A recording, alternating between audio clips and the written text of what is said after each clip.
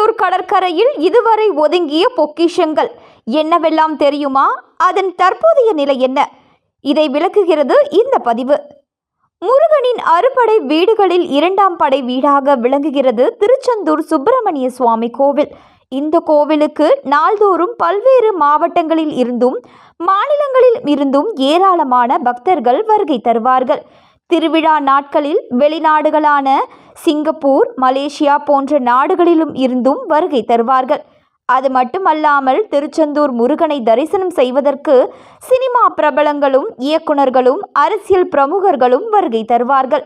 இவ்வளவு சிறப்பு வாய்ந்தவர் திருச்செந்தூர் முருகன்.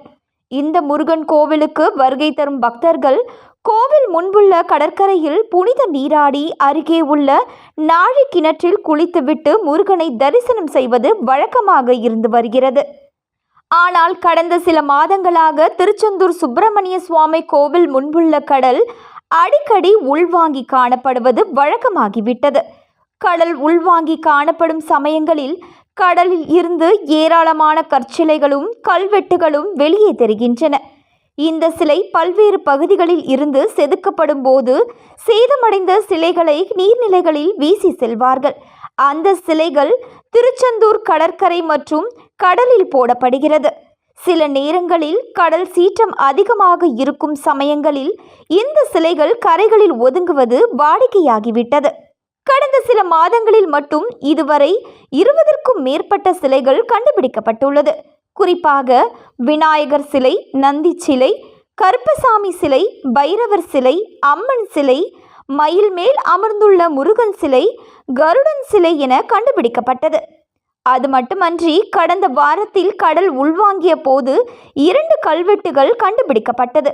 அந்த 2 கல்வெட்டுகளும் திருச்செந்தூரில் புண்ணிய தீர்த்தங்கள் இருந்தது என்பதை நிரூபிக்கும் வண்ணம் கிடைத்தது.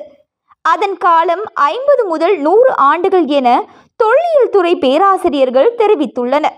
ஆனால் அதில் ஒரு கல்வெட்டு உடைந்தது துரதிர்ஷ்டவசமானது.